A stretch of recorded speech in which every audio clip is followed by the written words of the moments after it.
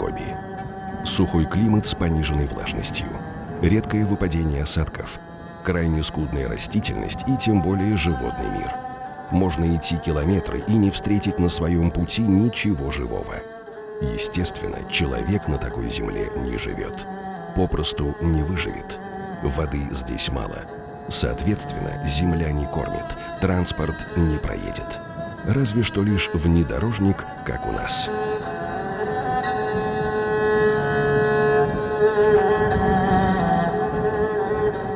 Вы, конечно, будете шокированы, но в том, что вы услышали только что, есть неправда только в двух словах.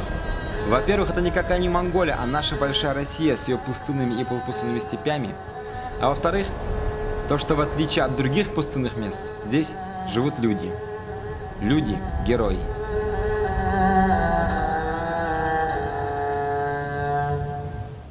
Ногайская степь. Засушливая безлесая равнина на востоке Северного Кавказа в междуречье Терека и Кумы. Регион расположен преимущественно на территории Республики Дагестан, а также захватывает участки Ставропольского края и Чеченской Республики.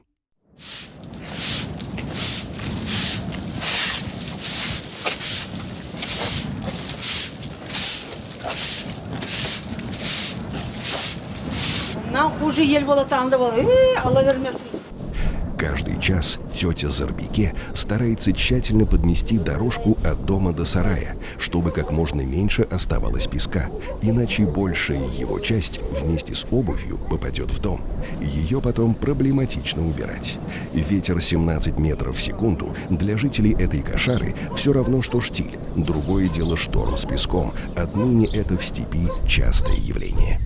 Мына әр күн Алладың берген күнде құмшы. Құры құм борап тұрады. Мына әнерге шашасың, ертең тұрасың, уже все, зат жел уже тамырын шығар жатыр. Не совет шаштылар деседі лесхоз. Қалай көп шашты? Мына зат тобылғы. Бірем сірем қалды, а қалғаны құр ел тайдырды. Шашу керек, внимание уделять ету керек. Бізге біреу етпейді внимание, абсолютно. Өзіміз ремонт етіп жатырмыз, арендованная кошара, свет жоқ. Ана 3-4 генератор алып қойыптым, біреу ана 30 мың матка, 10 жылын аралығында алғам. Әлі попробовал алып қара 30 мың матка оны. Ана бір суын барып кезерін дағда алып кердің генератор сынды. Холодильник, затпет арақ, пылесос, стиралка, бәрі затты. Қолман уже возраст, уже 65 лет, уже күш жоқ. Ну, внимание жоқ, короче говоря. Ну, а былай скорый моры деген зат мында жоллар яман болды. Қыста вообще затлар, не деп айтайын, ана сугроплар, машин жүріп болмайды. Жоқ. Ана вездеход, если жүрсе жүрер, если жол тапса, опять төбе-төбеден өзің білесің. Қайтып, қайерден төбе зат жол таппатар. Сегодня 17 июня. Именно в этот день, в 1994 году, в Париже была принята Конвенция ООН по борьбе с опустыниванием и засухой. Именно этот день считается Всемирным днем по борьбе с опустыниванием, но, как сами видите, сегодня праздновать особо нам нечего.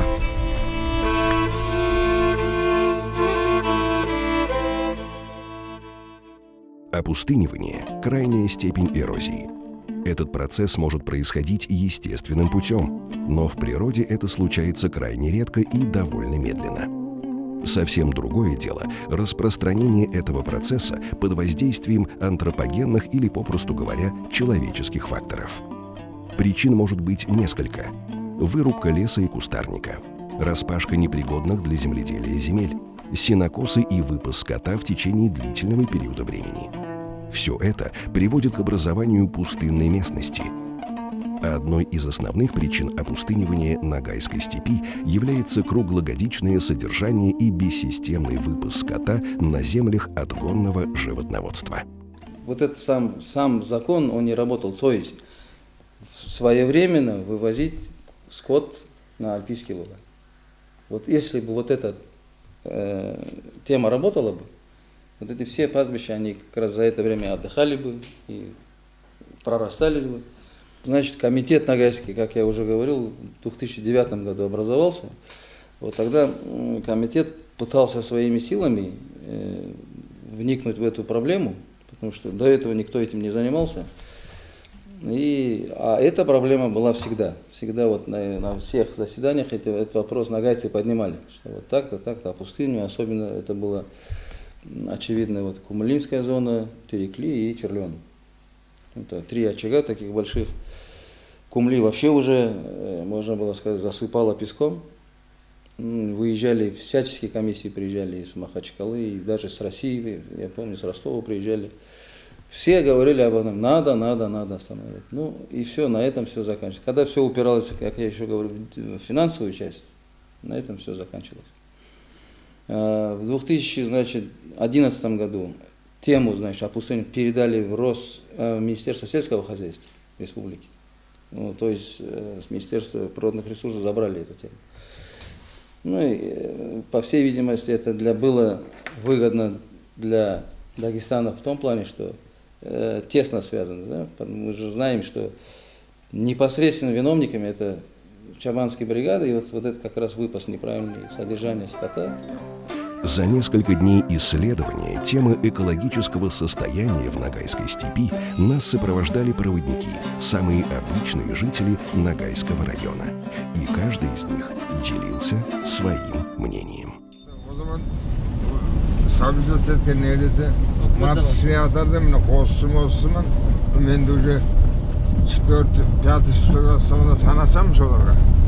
В общем, 50 деп, 100 деп айтып, бір шишка аласың қолыңа, басқа жоқ онда. Сонда айтқан заманда қосыма 1100, 1200 шығатайын деді, Адбекке айтқан. Адбекке келді, қозды уже ауысайды, әкетеді олар. Әкетеді, да? Специалисттер келеді. Артық ярамайды. Қозды әкетіп, басқа кашарларға, яңы кашар құрып шығарадылар. Мал зат етпесін деп, еркін yazda kuyu kazıp, poz salıp, tayadı kaşardan onlar. Aytayım ben dikavraya diyeyim de, sonra aktavraya diyeyim de gideyim kaşardan getirdi olur. Sonra gelip az suğa getirdi, mal so екі kuyu oladı yengilde sondan mal su uçup sonda turadı. Munda bizde aytamızçı Noğay'da, bizim Noğay yerinde kazgırman kumlak yerdi teppege yaramaydı. Mal köp yürüp, mal onda yürüp, kumdu kötürdü. Sonra beni şu yar olup, kumlak olup kaldı verdi. Sonra bu malın yağman болған zat. Mal yürüdü, yelesedi, штурмовой ветер, прямо невозможно. Sonra o kontrol yok. Birovdi kontrol etmeydi. Kontrol var. Ne zatқа бар kontrol кісіге? Ал народный контроль шығатқан комиссия создавать етіп. Onda bitip, men bugün gelemen деп айтпайды. Ana bugün komissiya бар yatır sağa деп айтпайды. O zaman секретне. Мен начальник зат народный контроль. Мен айтамын саға, анауға, мынауға. Бүгінше кетеміз біз. Аңсыздан. Сен де білмейсің.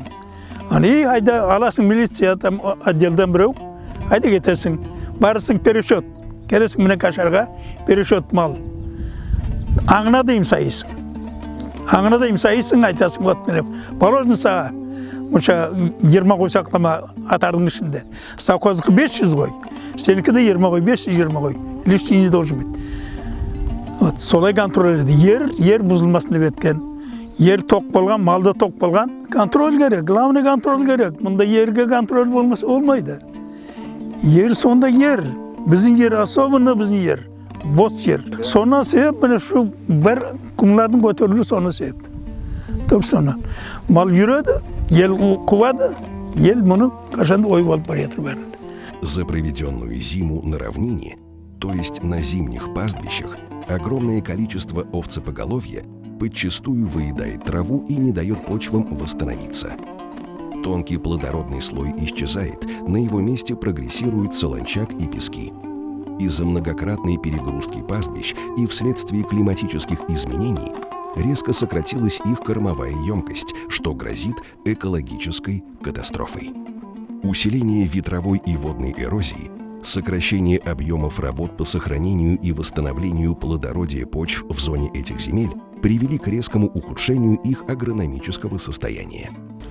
В этой лаборатории проводят исследования почвы. Так называемый гранулометрический состав является важным физическим параметром, от которого зависят многие аспекты существования и функционирования почвы, в том числе и плодородия. Так вот, В последнее время в почве, взятой с этих мест, все больше и больше обнаруживается минералы кварца. А это означает лишь одно, что скоро вместо плодородной земли у нас везде будет один песок. В лабораторных условиях легко заметить, что при сравнении двух образцов почв, взятых с этих земель, там, где чернозем, вода проникла во все слои литосферы, и флора и фауна здесь могут легко существовать. А там, где песок, вода удерживается на поверхности, и, соответственно, нижняя часть песка остается сухой, и ни о какой жизни здесь речь идти не может. Исследования доказали, для того, чтобы образовался слой почвы мощностью в 1 см, требуется столетие. А потерян он может быть всего лишь за один сезон выпаса скота. Алған yollar от басты, Қынсыз қалған қылышлары тот басты деп. Бір үйір бар, күні шылы келседі бұл ерлерімізге. Міне құм басланған мұнда. Бек күшлі құмлар алды бұл ерлерді. Яшыкөндөр айтады, жылдан жылға шұқым яйлай береді дейді башы. Алай-бұлай алдың заманлар бұлай болмаған дейді. Құм шыққан yorық пресекали дейді. Малман контролируем болғанда малдың санын. Bu yerler boş yerler, burungusu boş yerler edi. Boş degen bir mal yok, mal az. Kalın kamıslık, kalın kara kuray, tal öseti aneminde, yaman güçlü. Tal degen zat ağaçlık болады anet, kors tal deydi. Kamız da постепенно уже tayıp kaldı. Mal көп, maldan sebep. Nece şağ, adgorne животные otlar zatlar bari munda turadi anet. Bir yerden bakmaya yer yok, kumlak. Уже шығып кеттілер, арт бетке ерлер алып, артқа шықтылар. Теректің артында, суғақын бойына өяқлар кеттілер. Мұнда кіріп болмайтан қамыслық еді. Қара қурай қалың еді. Бұғылар бар еді мұнда, қыр доңыз бар еді. Мұнда затлар, қыр тауықлар бар еді. Мұн постепенно міне бүйтіп исташет етіп қалды ер. Құм басып қалды. Сонымында аңда кетті, бәрде кетті. Bir зат та қалмады. Әлі аң жоқ мұнда, bir зат та жоқ. Қоян да жоқ даже.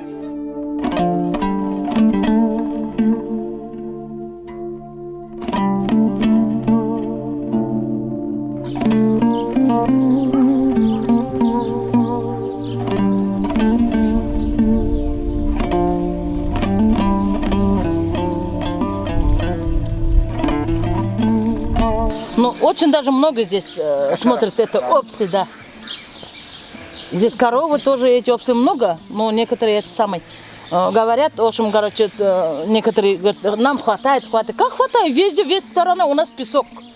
Некоторые не хотят проезжать, ну, некоторые есть, которые старики только приезжают, а молодежь нету здесь нам. Здание... Ну, у нас здание есть, вот это здание, там ничего нету, весь люди там положили сено. Зачем сено ложить там? А раньше там что было? Раньше там клуб было некоторое время на молодежь. Нечего, в общем, опция даже некоторые. Песок. Ветер дует, весь песок бывает иногда. Здесь молодежь нет. Домой песок заходит вообще. Дерево никто не хочет посадить. Дерева нету. Некоторые посадят, но здесь опций много. Они уничтожают эти опции. Раньше у нас школа была, а сейчас школы нету. Все молодежь уехали, вот, а мы остались здесь. Что нам делать? Сложно подумать, но когда-то здесь была малокомплектная начальная школа, где было 4 класса и полноценно учились ребята. Сегодня от него, как мы видим, осталась только вывеска. Ну и двери, видимо, откроются не скоро.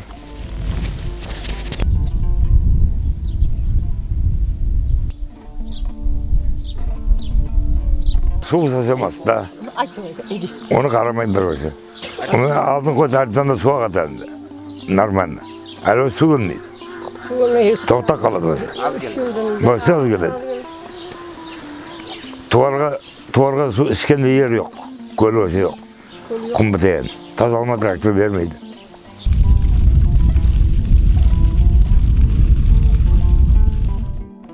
Одним из самых больных последствий опустынивания Ногайской степи является оголение останков захороненных людей.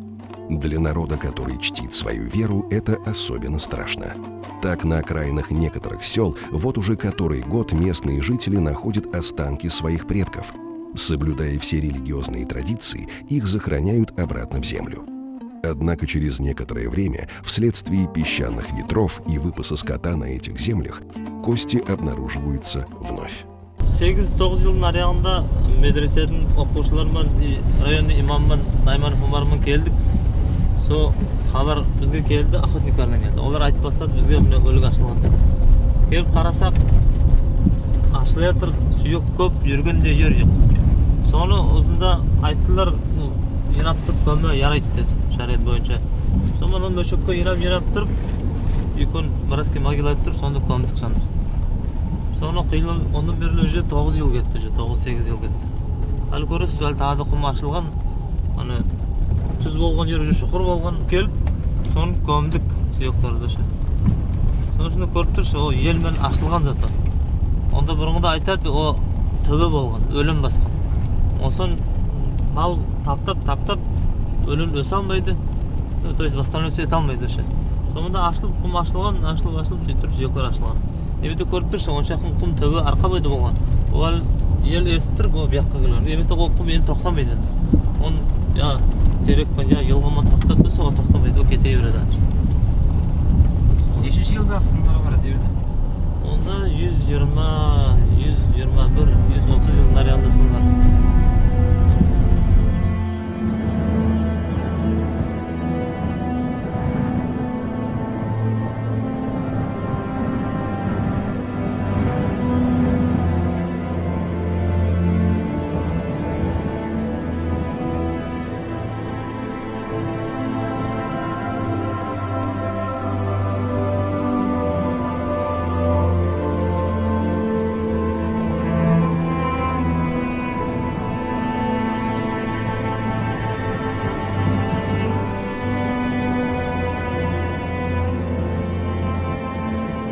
Сложно представить, но это место когда-то было засыпано землей.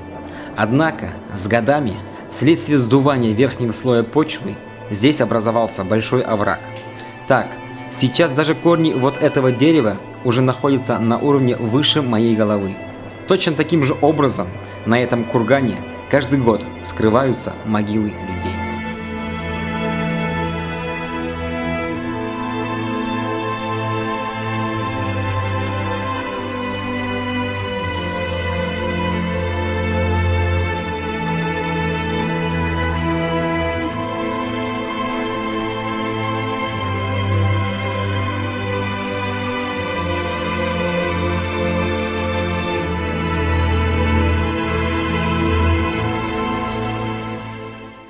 Все-таки нужно кошары подальше от сел отводить. У нас, например, возле сел нет совсем территории для пастбища. У нас почти к селу подходит территория вот этой кошары. Вот тут, прям под селом, вот здесь, с этой стороны, со всех сторон село окружено кошарами, считайте. Это не только нашему скоту негде пастись, а вот эти кошары, мне кажется, нужно все переселить, как мы говорим, на новые земли. Если они хотят заниматься скотоводством, то они же видят, что эта земля все хуже, даже для их кошар эта земля уже, считай, выбитое пастбище. Такое положение, как норма выпаса, раньше существовало, правда ведь? Да, где-то на гектар 4-5. Сейчас же, я помню, что где-то 4,5 головы было на гектар. Да, либо 2 или 4. Тогда говорили, когда мы учились в 80-х годах, тогда мы еще говорили, что нормы выпаса превышаются в 2 раза. Тогда, сейчас, тогда мы уже тогда говорили, 80-е годы, что нормы выпаса превышаются, и мы тогда еще били тревогу, значит, что вот идет опустынивание. Но таких масштабов, как сейчас, конечно. Насколько сейчас вообще ситуация критична, и критична ли она вообще, чтобы сейчас бить тревогу? При таком состоянии животноводством, когда каждый скот растет в геометрической прогрессии, а не в арифметической, получается, значит, получается, и конечно, трудно. Надо. Даже внутри села видно уже это опустынивание. Песчаные бури бывают у нас часто. Значит, правда, последние 2-3 года я что-то не замечала, но раньше вообще здесь, в этом селе, я помню, Суин Капай приезжал, И говорил, так вам бы орден надо дать за то, что вы здесь живете. Как раз в тот день, когда он приехал, здесь страшный песок был. Ничего не было видно, мы сидели в клубе, и там даже света не было. И он выступал перед нами. Он тогда так говорил. Наряду с опустыниванием в ногайских краях существует и множество других проблем. Последние годы все чаще налетают на степи огромные стаи саранчи. С каждым годом их становится все больше. Бороться с ними очень сложно. Ущерб, нанесенный ими сельскому хозяйству, исчисляется миллионами. Для многих местных жителей бахчеводство является единственным источником дохода. Однако в этом году саранча уничтожила почти все их посевы. Арбузга келеді, ашайды, ертең келеді, сүті ашайды, оның тағы ұшады, еткенде бірат қолмен ет болмайсың. Қолмен етесің, апреспен етесің, таяды, оны тағы ұшып кетеді, келеді. Бірге сен еткенмен болмайды, оны аяқтан келіп ташады, әлет келіп тұрады бізге. Гектарға башымды 50 бат кеткендер, қолым, бір гектарыңа. Екайын құллығы да бар, Құллық санамайсың, өзің қиын кетіп бар етір басқалай. Одан нерден әлі етсе апрыскмене ол араққа барыр. Оны тайдырса, оны басқа яна тағы келіп қалады. Өсті жоқ, енді оны тайдырып болмаймыз. Әл кел, әлі апрыскмене етсе де бағанын әліп келіп тұрады. Алған затың үшін. Әлі мені даным білмеймін. Арбуздар келген адамды алмай, сен япырағың жоқ.